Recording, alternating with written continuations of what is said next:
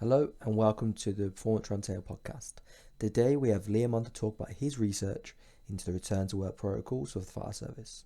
This podcast is a great episode for those looking to dip their toes into the world of tactical athletes. This episode was filmed last year, so Liam does have some research available, which I'll be linking down below in the description. So on that, let's begin. Hello and welcome Liam Noll to the Performance Roundtable podcast. If Liam want to start by saying hello, obviously, and then introduce yourself, that would be great. Yeah, hi. Thanks for having me on here. So like I said, currently work as a fitness advisor for Essex Fire and Rescue Service. Been doing that role for sort of just over 9 years now, and then I'm currently doing a PhD research looking at sort of firefighters and their return to work following injury. So on that sort of PhD, do you want us to give an outline of your study and sort of the aims you aim to achieve by the end of the PhD? Yeah, so basically the whole thesis of my PhD is how we assess the readiness of a firefighter to return to work following like musculoskeletal injury. So it's broken up into sort of different objectives throughout the thesis, but that's the main objective, is that a firefighter that's been injured with an injury, how do we get them back and sort of assess that they are ready to return to operational duties? And obviously we spoke about off air, but that study you sent, which we will link down below if people want to read it, about the consensus that took place. Do you want to talk more about the different tests that was there and kind of what the outcome of that consensus was? Yeah, so basically, at the moment, there is no research out there for guidance for return to work, especially for firefighters, and that's where my research sort of interest came in, because I saw the gap in that research and I wanted to assess that. So where we start with no research is a little bit difficult. So we have to start right at the foundations. And like we were chatting a bit off air with that study that I did, was we needed to gain a consensus of what actually needs to be included in a return to work, what tasks they need to do. So what I set out to do is my sort of counterparts across the country in different UK fire and rescue services, contacted those, and then they took part in the study, and we sat down and sort of assessed what tasks needed to be included, and the outcome of that was that there was a range of operational tasks. So we had the example of like simulated ladder lifts, simulated ladder carries, casualty evacuation sort of simulations as well, and then the different repetitions they need to complete and the amount of distance they might need to cover for that as well. So from that study, we actually got a foundation of somewhere to go with this, and where it goes on from there is how do we best implement this, and that's where my research is sort of taking me at the moment. And two things on that is, one is that, you know, with the current sort of system of like, you have the kind of very data-led people and the kind of like, we did this way and we work off how things like feel. Sometimes it is good just to say, well, what we're currently doing and how can we work from that to build, you know, the foundations of the literature, rather than literature has to build the foundations. Yeah. I'm sure you guys as well all obviously come from your literature background, how you devise them tests and their rationale, but you know, it's still, these are tests that we're kind of developing to see now that they're really good. But another thing I liked is that, you know, in sport, when we do sort of fitness tests, like, you know, quality tests like that, it's more very generic, you know, do a mile run or do max strength. The tests you've chose are really like specific to, you know, the job at ladder lift. Like that's quite hard to replicate with a dumbbell. You know, how the ladder's, how big it is, how the awkwardness of it. Do you have some generic tests that you think there would be easy transfer from in certain areas where they may not have access to that? Yeah, so at the moment we have it's sort of on a side to my research within my role. We do the recruitment for, so anyone that wants to join the fire and rescue service, we sort of help with their fitness and make sure that they're up to the required entry level standard. Now we understand that public aren't going to have access to this specialist equipment. They're just not going to, and most of them, the majority of them, are going to be sort of training in the gyms and commercial gyms, and like you say, where there's dumbbells, there's barbells. So myself and the fitness team, we devised a plan, and we put together a training program that mimics the movements. So even though the piece of equipment might not be the same. So for example, in the recruitment, you've got to lift 2 hoses, you've got to carry 2 hoses, and you've got to walk a certain length with those 2. We weighed the hoses, and then we got the weight from that, and then worked out that all it simply is a farmer's walk. So then you can do that with 2 dumbbells. So if you train with the movement patterns, when it comes to the assessment day, then there's not much difference there. And that principle is kind of similar approach to take into the return to work as well. Is that if you train the movements and the muscles and the biomechanics are working, and you're up to those strength levels, there shouldn't be too much difficulty to transfer over to the speciality. No, that's great, because like example, I had a client, he was wanting to join I think it was the military, or one of the sort of the services, and a part of their test is a like jerry can carry. Okay. Which, like I said, is just a farmer's walk. So Yeah. What was the weight you need to carry with this? Okay, we just got them doing, rather than dumbbells, we got them using like the metal plates that you can have handles with. Had a bit of stability aspect, also we can control the weight, and that was one way of simple movement without having to have jerry cans around the gym with you. You look weird. Yeah. Because one thing I didn't like about the military, because they sent a training program out. One of the tests they had was a pull-up test, but there was not one pull-up done on the program. Okay. Yeah. So it was like how that test might be redefined on how we test. If pull-ups are useful for testing, then they also need in the training kind of thing. So it is really good that you guys are working backwards from, this is what we need. Okay, well, we want people to be fit and be able to handle it. Well, how do they get that support? Well, here's a training program. Exactly, and that's exactly it. We're reverse engineering it. So the idea is that firefighter returns to work following injury. So okay, let's work back. They're injured. Can they go into the gym? What can they do? And then we work back from there. So ultimately, our role, my research, comes in once they've been given clearance from physiotherapy doctors that they're able to physically train again. So there's a lot of work that happens before that. But once they can physically train, that's when we've got a little bit of sort of freedom with them to be able to do that training as well. And there's one thing I just want to bring up as well, because I know that it's been brought up before, is that we have entry-level tests, and then now I'm looking at return to work tests. And the questions come up, why don't you just use the same test?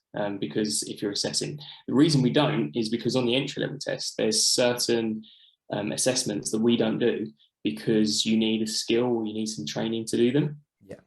So sort of the public coming in, they wouldn't have had that. So it would be unfair to test them on that. So that's why the return to work, where they've had that specialist training, needs to be a little bit different and sort of specialist into their role. And also, wouldn't you say as well, is that when the entry level, that's for entry to start training as well? Yeah. Exactly. So so there might be a slightly lower than what yours are, because you're going, these requirements get back to where you'll be post 12-week, 16-week training camp. So I suppose that'll play the role as well. And just on that kind of thing, you said that, you're a physiotherapist and then yourself. Again, we're in traditional sport. There's that current debate of when do the S&C coach take over from the physio.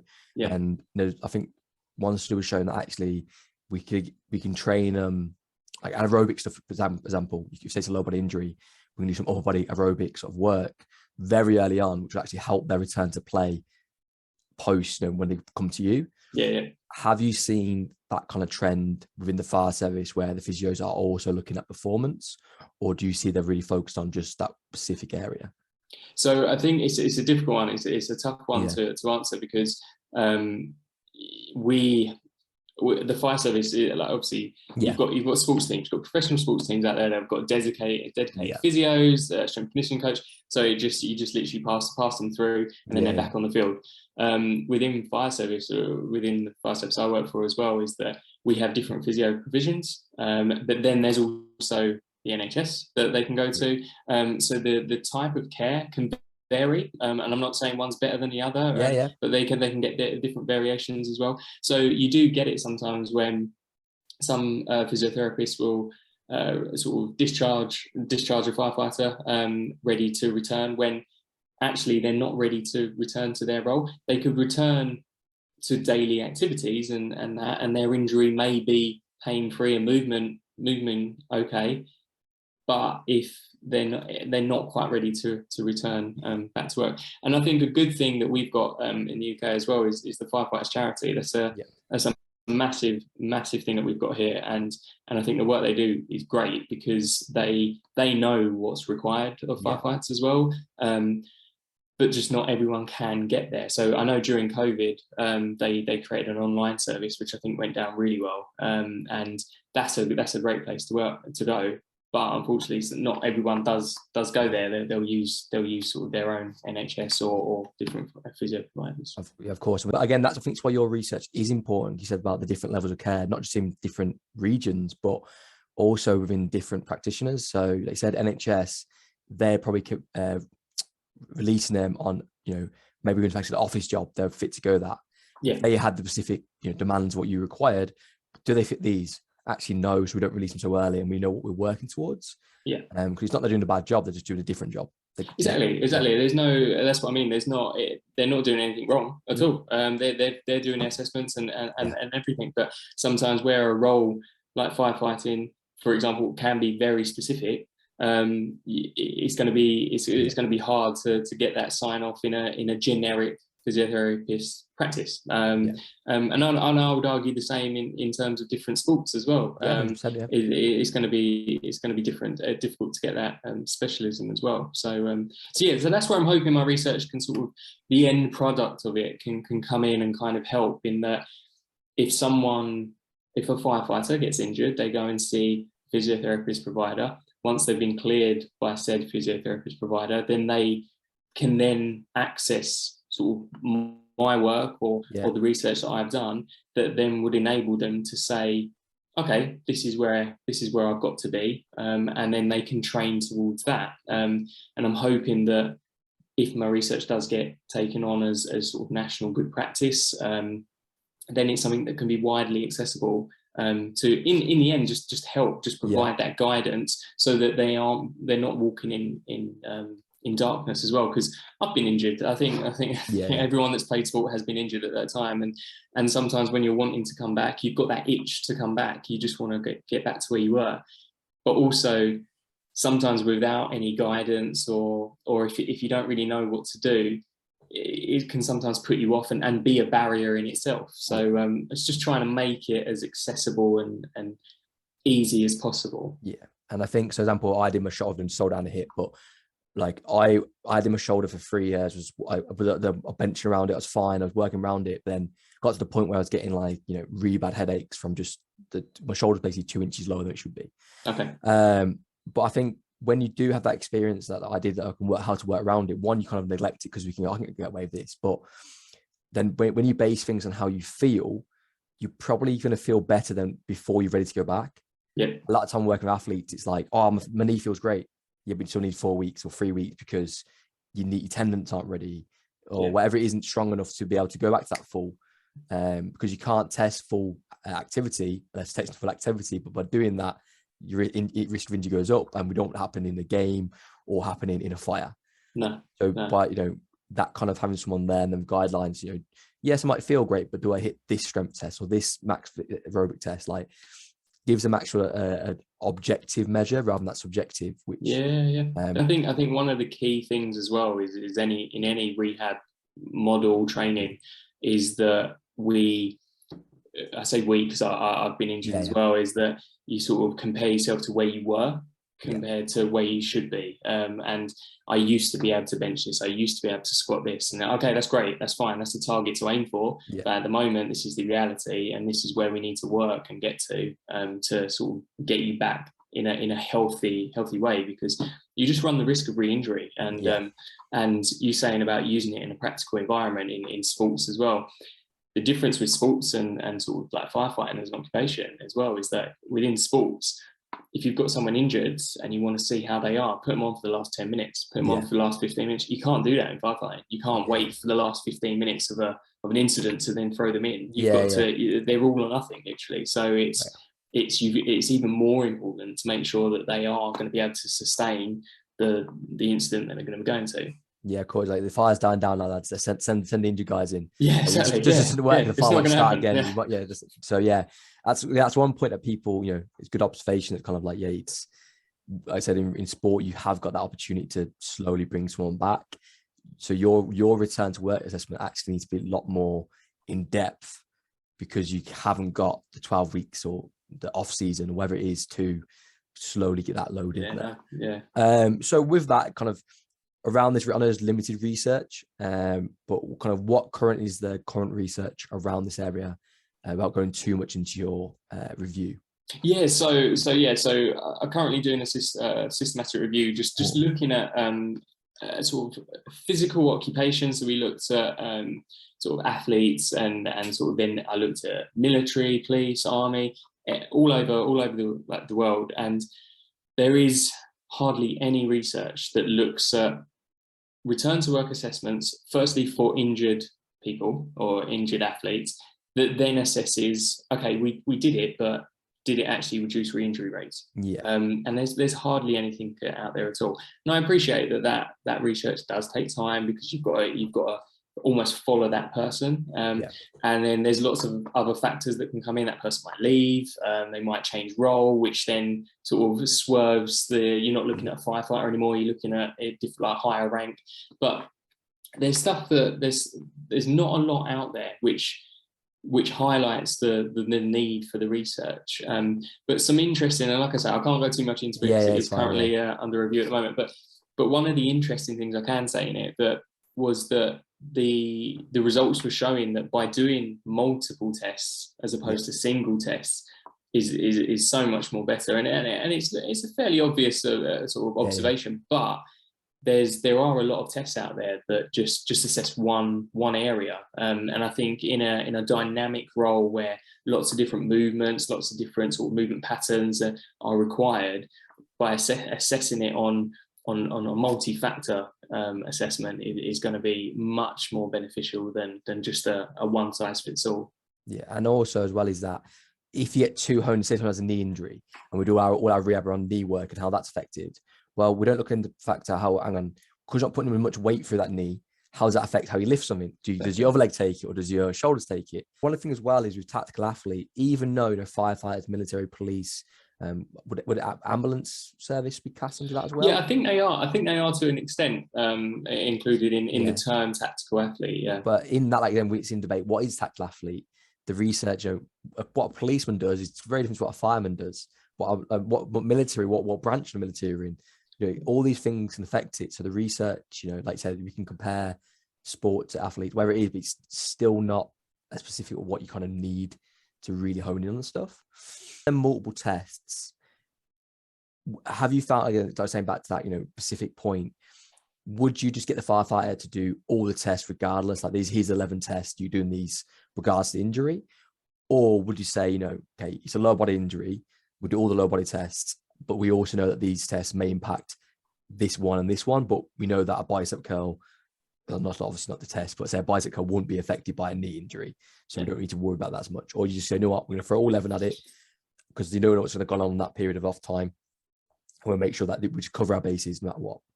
So going back to what I was talking about right at the start, is that we are, with this research, and I say we because we are looking at it as a sort of a national for the fire service. We're at a real foundation at the moment. Because there's nothing out there at the moment, we have to start somewhere. So starting somewhere is the full body approach. We'll take full body, check everything of the full body, and we'll go from there. The idea where I can sort of kind of see the research going is, we'll move into, can we move into body part specific, injury specific, upper lower, then can you categorize it into push pull carry, can you do different moves like that, can you sort of turn what's used in strength and conditioning professions at the moment and sort of use that in return to work for firefighters.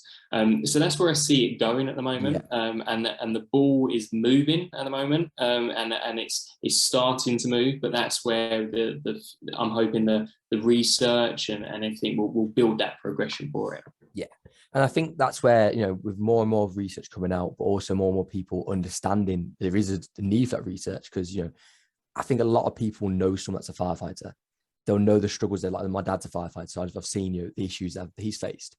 We know there's a need for it, but sometimes you forget to make the correlation. Actually, well, there's a need. Well, we can fill that need. I want to do a PhD. What do I want to do it on? Well, I can do a return to work. We'll make it more specific to firefighting.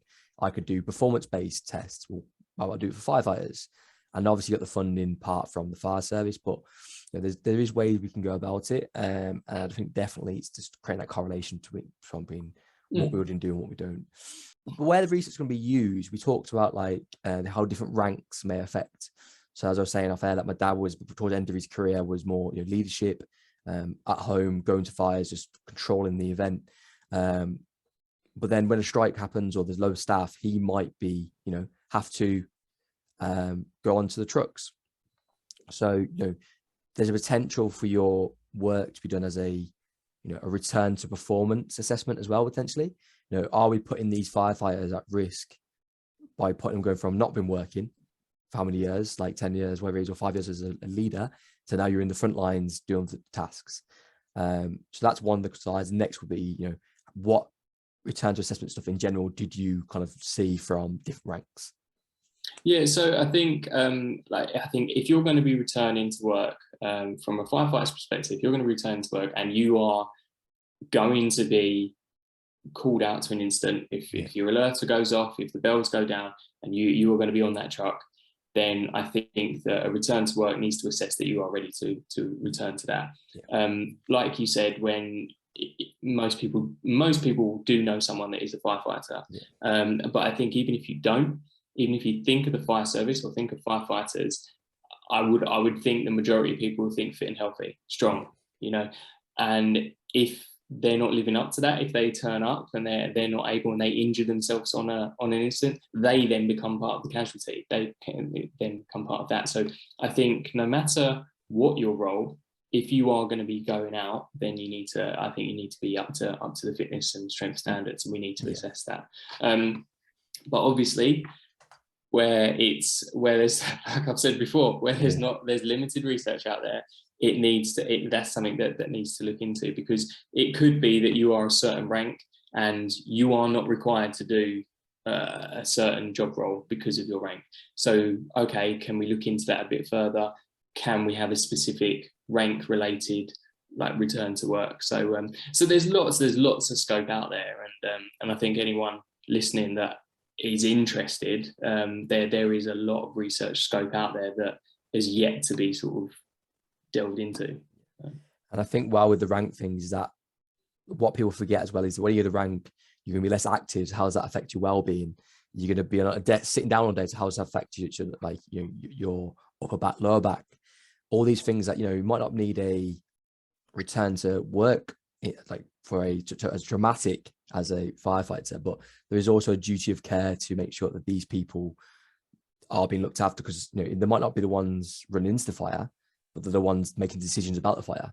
Yeah. So if they've got something else in their mind, where their back's hurting or they're just constantly tired because they're overweight, like how is this, or under nutrition, whatever that is, how does that play into the safety of everyone in that kind of environment as well?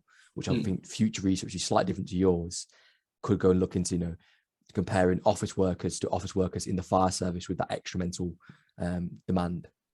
Yeah, definitely. And I think, like you say, the psychology side of it is massive, and that field area is well open to look into sort of the mental well-being of all workers really as well. I think, as you know as well, that exercise is great, not just to get fit and strong. It's good for mental benefits as well. And I think no matter what your role, if I can bring it back to the fire service, no matter what your role is, whether you are a support worker, whether you're a firefighter, whether you're working in control, I think if you can have an element of sort of exercise and health and well-being, that will help to look after your longevity of future injuries, and hopefully prevent them. And secondly, it can help with stress levels and helping you cope with your job, especially in some stressful situations. The one thing is obviously moved more into esports, which is all cognitive focused development. I've seen different degree of adoption from different. So I know the military often use Call of Duty as a training device for them situations. Do you see future research in your area how we can use that sort of technology? Obviously, wouldn't be Call of Duty, but it might be a fire simulator, because there is fire simulator games out there already. How we could use that to assess their cognitive. I know it's more something like yours. Their cognitive demand, and has their decision making been made or changed, or can we keep that sort of don't use it, you lose it, from putting them through a cognitive based assessment test alongside yours? Yeah, well, we're within our service. We've recently purchased VR headsets to load up scenarios, so that we can. And I'm not part of this team. Yeah.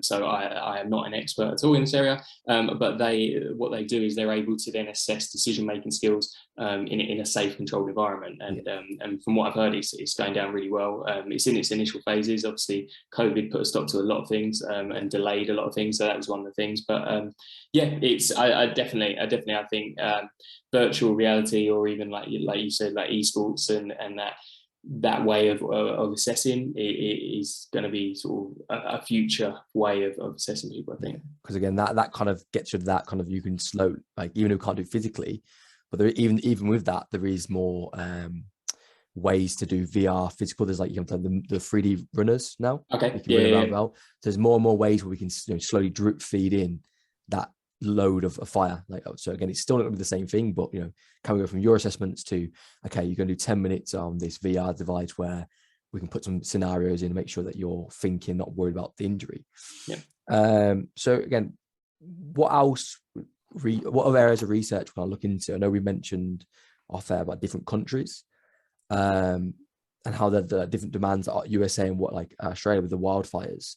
That's very different to a local wood fire in England. Yeah, it's sorry, yeah, carry on. Yeah, like, even though it's getting more common due to like the warming the weather, but it's never going to be the same as a Australian outback fire.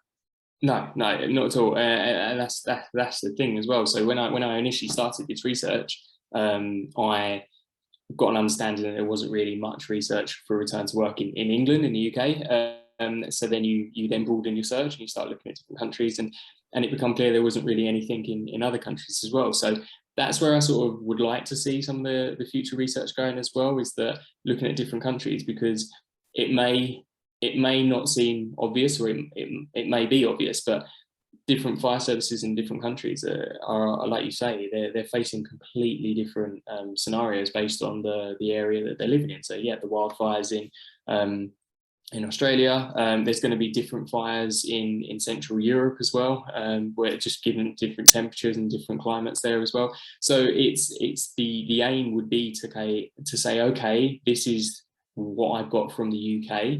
How similar, how can we adapt it in different countries as well, and go from there. So that's the idea as well, and I think it would be good, because we haven't got that understanding yet, so to build those foundations and going from there. And also each fire service, like country, will also have different fire service practices as well, in terms of how they handle the same fire. Like America is very different to handle it in the UK, and we can see from research which one causes more injuries, which one causes more outcomes, not just about the fire, but, you know, to its staff as well. Because then we can start, you know, adopting different practices in different situations. Well, actually, by doing it this way, we're reducing 20% less low body injuries, but the fire lasted longer. So which one's more important, and how we change things like that. And then, like I said, more recently, we had the Greece fires, where we sent UK firefighters over there, back to that kind of, you know, that making sure people are fit for purpose. You know, if we knew the current demands of Greece and their fire environments, you know, are we sending people out there underprepared, and what can we do in that short time frame to at least expose them to something that's similar? Sorry, go on. No, I was going to say within the majority of the fire services in the UK, all firefighters have to undergo a fitness test on a yearly basis, whether they're injured or not. So to make sure they're up to the sort of the minimum physical demands, that should be taken care of by the service. And then any injuries that sort of are undertaken, then that's when sort of more needs to be checked as well. Yeah, of course. But I understand what you're saying, how you need to make sure even more so that if you are sending representatives as well, that they're able to deal with the new conditions that they might not be used to. Yeah, of course. And so again, I think we've covered a lot in this last like 40 minutes, especially for such an area of no research, very limited research. We've definitely covered some good areas, but a few things I mentioned kind of, you know, do you think we do need more exercise professionals within the fire service, so that one, we can prevent more injuries, but also, you know, we're making sure that we've got enough people there, obviously as funding allows, and that's always the elephant in the room. But when they're injured, are they getting the same amount of contacts required to go past them sort of barriers that one study you sent over showed? Yeah, so I think obviously, funding on different fire services is going to vary across the UK, across the world. It's going to vary as well, and funding is hard to come by. I think personally is that, so I know the majority of the fitness advisors, my counterparts across the UK, and all of them do sort of great jobs for their service and can do as much as they can. But I think because of some of the sizes of the service, is that you're always going to be outnumbered. You're never gonna have enough. You're always going to want more. And I think so, to sort of kind of solve that, or try and resolve that issue in a way, would be to have some sort of platform that would enable firefighters to refer to, so they'll be able to go to and sort of have an idea of what's required on a return to work, and then they'll be able to use the exercise professional as a go-to, as a guidance. And I think that would take a lot of stress off the firefighter that was injured, but also the exercise professional as well, because they wouldn't feel like they've got to go around and see everyone. Now, I'm making it sound like firefighters are being injured all the time, and that sometimes isn't the case. But the reports are showing that there are a high enough injury rate that this research is warranted, because we do need to make sure that they are back healthy, basically. Yeah, and I think as well, like by creating these guidelines, it also takes that one mental fatigue of, if you get a client every week and you've got to think, okay, what I'm doing this one, what do that one. How are we going to test this person specifically? Like if you go, we've got these guidelines, this is what we can follow. It kind of takes that kind of mental drain from the individuals, but also it means that you can do probably more people in one go as well. We can do assessment days, like you do with the entry levels. You can do all these have the same injury. What can we do in a group to at least save, and then the ones that need the one-to-one can get that one-to-one. I think that's where creating that sort of resource online, or just from the research, I think that's definitely going to benefit more people. But like I said, obviously funding aside, we have hundreds and hundreds of performance coaches, with that physio, nutritionists, S&C coaches, all fighting to get jobs in sport for not a lot of in return.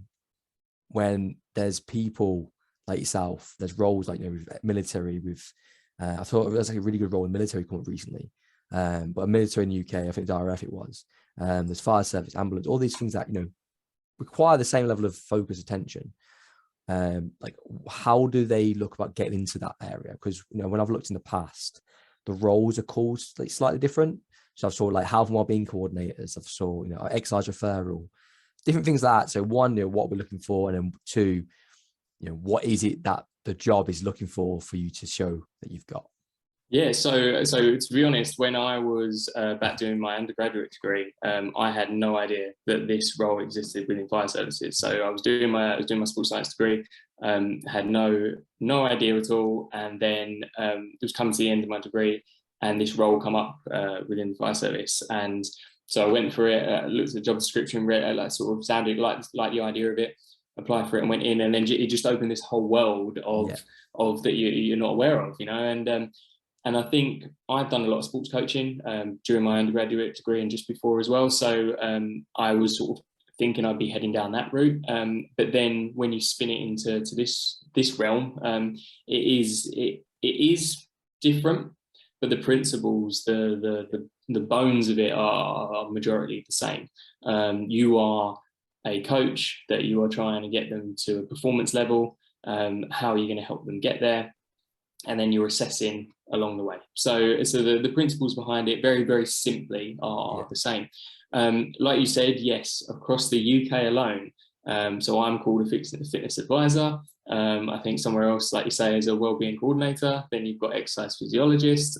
So even though the role is pretty much the same, the terminology is a bit different. So if any coaches out there are interested in going into sort of military or emergency services, I would say at the first instance, contact the the fire service, for example, directly, and just seeing if they have a fitness team. And the majority of them, I know I would, if someone contacted our team, I'd be happy to speak to someone and say and explain that this is how I got into it, this is what you need, and go from there. I think, but I wouldn't rule out sort of the emergency services and military side of things. He said then, like, it's the same job, just different clothing.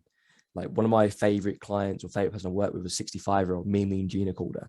Like, that was one of my, seeing her go from, belly in the gym to lifting 3 times body weight. Like, that was something that was really impactful. I think a lot of strength coaches, or basically working in sport, that comes their identity. I need to work in sport or I've failed. Or like, my opinion doesn't matter as much unless I'm working for this team. And if I get to that team, and the problem is what you find is that when you get to that team, okay, well, I'm only League One, I need to go League Two, like Championship. Yeah. When I'm Championship, I'm not international. And he's just never ending.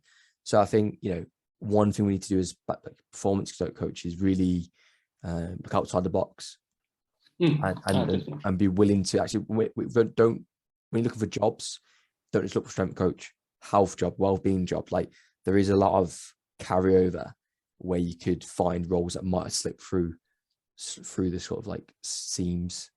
It's worth having a look as well. It's worth looking into, because it might not be for you. You might be set on working with athletes and going from there.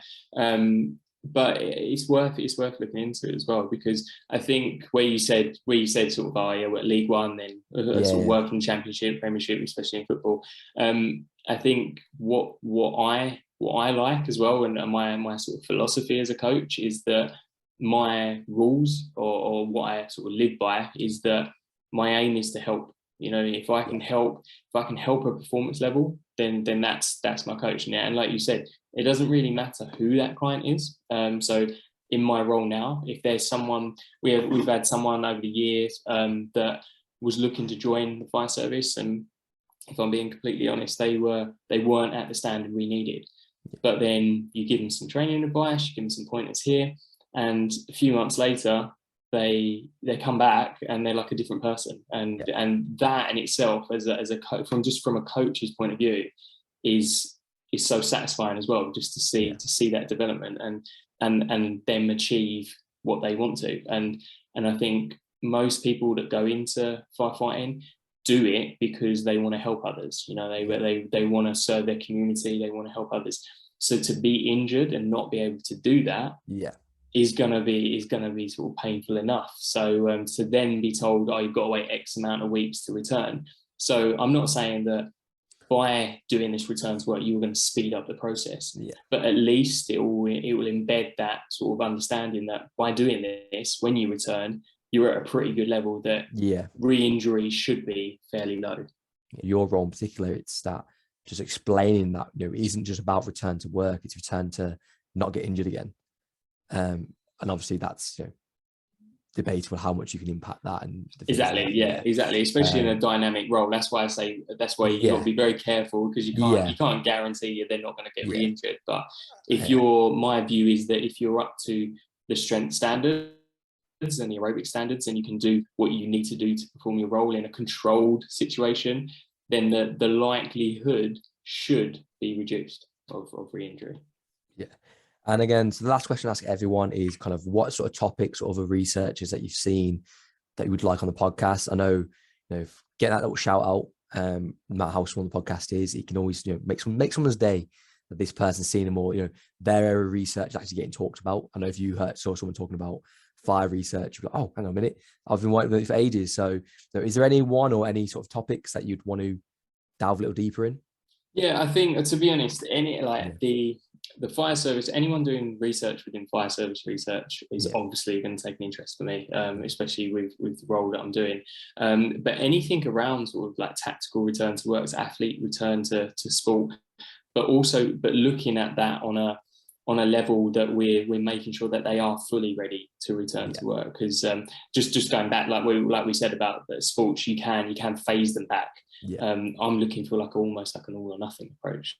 Of returning back, because you can phase firefighters back to work. You can limit their duties, but at some point you're gonna have to say, right, you're going to have to go out, and we need to be sure that they are okay to go out on the truck. So yeah, and like that's the thing. Anyone that's doing that work would be something that I'd be really interested into speaking great. to. And like I said, you can limit what they allow to do, but ultimately when they get that fire, we can't limit the fire. No, we can't go, you're in there for 10 minutes, like, because they might need, like, if someone's in that fire and this what's happening, they're not going to come out. They're going to sort that, just mentally. Exactly. They're going to go, oh, I need to cover my knee. If someone's in trouble, they're going for that person. They're saving that person.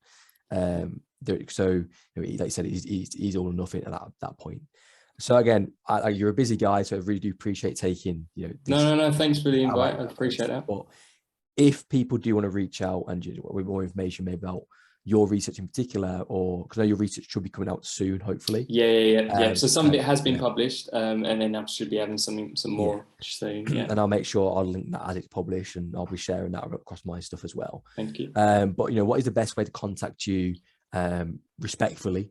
I don't spam you with stuff, but if you want to have a polite conversation here and there, what is the best way if you want people to speak to you? Yeah, the best way to contact me is to go through LinkedIn. So I can give you the link to that. So and we can go from there. But that is the best. That's the best way. That's where sort of I sort of do most of my stuff on there. So that's fine. And again, I would say Twitter for me, I don't really use Twitter that much, but it's quite hard to contact people because it goes into their just folder. Yeah. And if you follow someone, they don't have to follow you back. Whereas LinkedIn, it's like they have to accept. Yeah. Or they don't, and you know where you stand. But again, so thanks for coming on. We'll end that there, and I'm sure we'll be seeing more of your research in the future. Brilliant. No, thank you very much. Thank you. Thank you for watching.